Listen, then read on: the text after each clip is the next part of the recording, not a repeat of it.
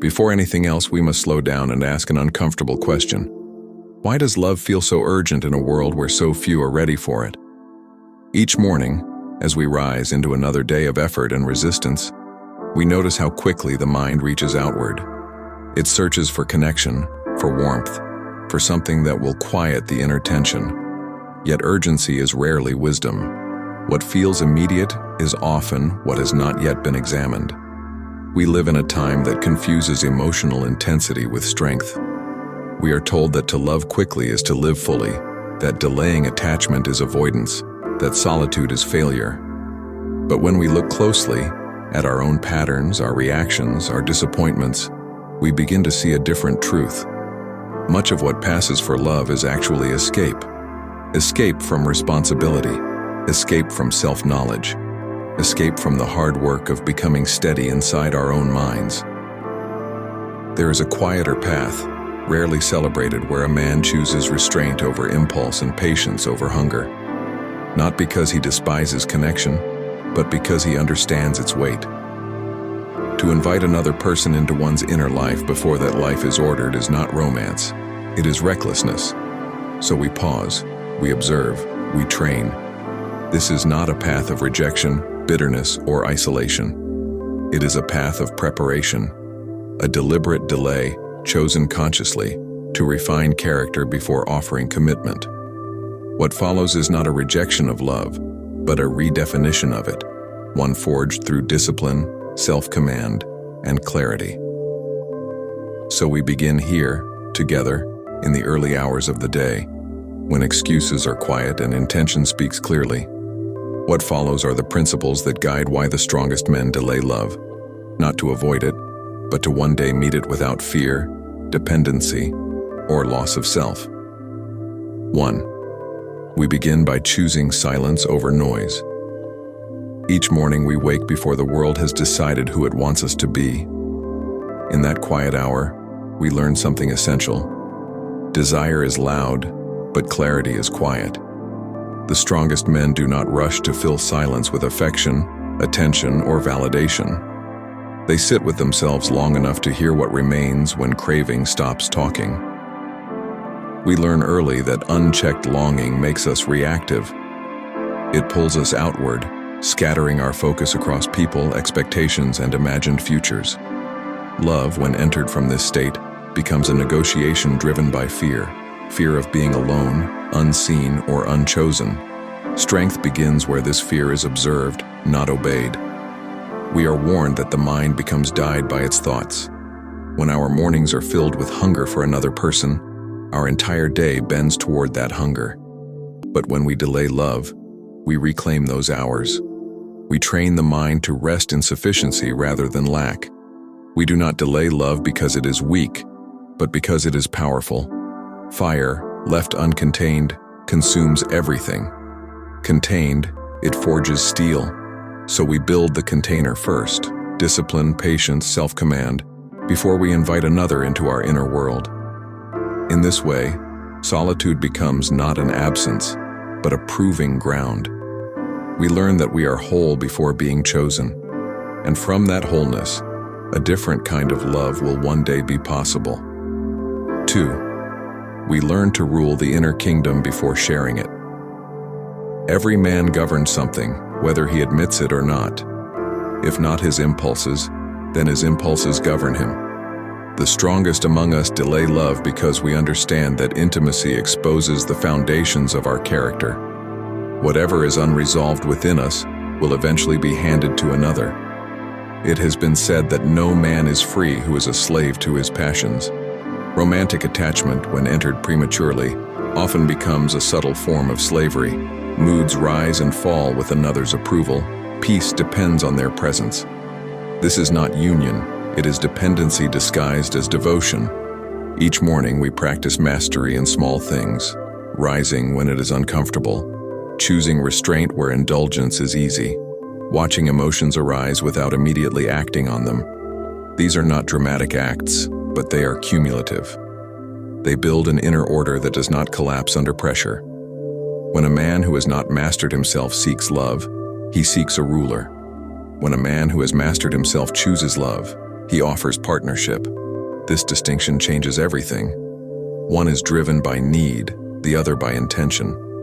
So we delay, not out of bitterness, but out of responsibility. Because ruling oneself is already a lifelong task, and we refuse to invite another into chaos we have not yet disciplined.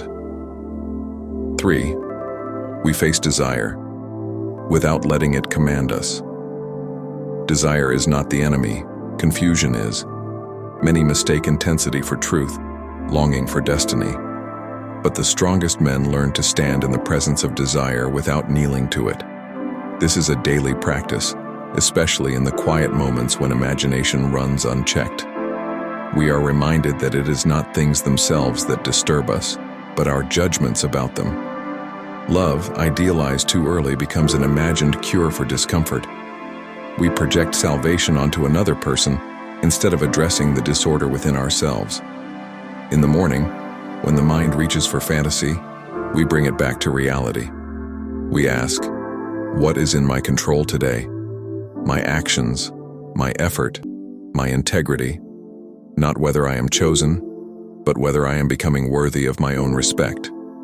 By delaying love, we sharpen this discipline.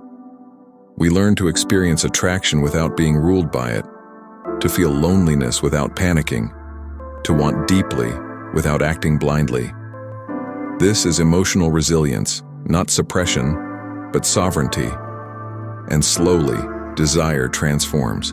It becomes quieter, more precise, less desperate. When love eventually enters our lives, it meets a man who can hold it without being consumed. 4. We refuse to use love as an escape from ourselves. There is a temptation to use romance as a refuge, to hide inside another's attention rather than confront our own unfinished work. The strongest men resist this temptation because they know the cost. Whatever we avoid in solitude will surface in intimacy. We are urged to waste no more time arguing about what a good man should be, and instead become one. That instruction leaves little room for distraction. Love, when sought too early, can become a sophisticated delay tactic, postponing the hard labor of self-formation. Each morning, we return to the same questions. Where am I still reactive?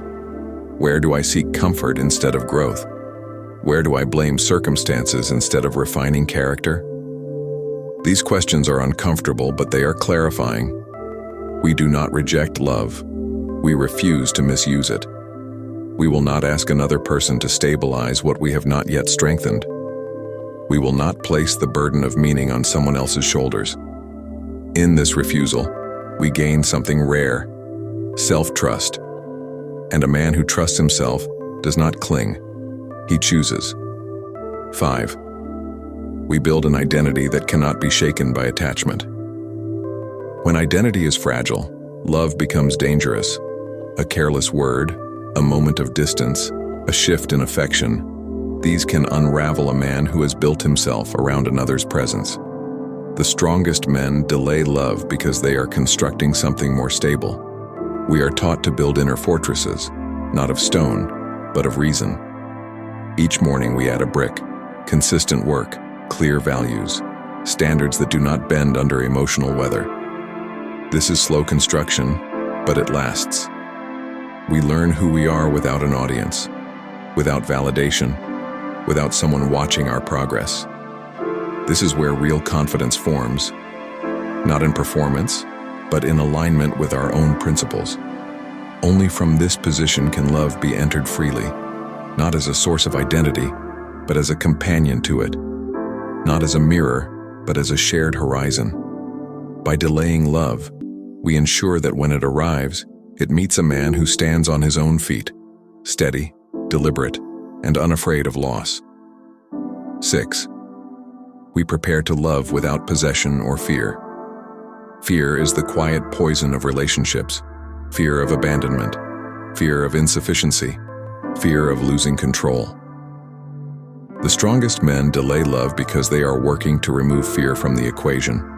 We are reminded that freedom comes from wanting nothing that is not ours to command. Another person's feelings, choices, and future are never fully ours. To love well, we must accept this without resentment. Each morning, we rehearse this truth. We remind ourselves that nothing external guarantees peace, that attachment without wisdom breeds anxiety, that love, to be noble, must be offered without chains. When fear loosens its grip, something remarkable happens. We become capable of generosity instead of grasping, presence instead of suspicion, loyalty instead of surveillance. This is not indifference. It is courage, and it is born long before love begins, in the quiet discipline of self-command.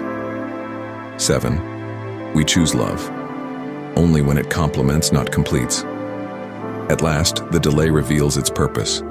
We did not wait to become cold. We waited to become ready.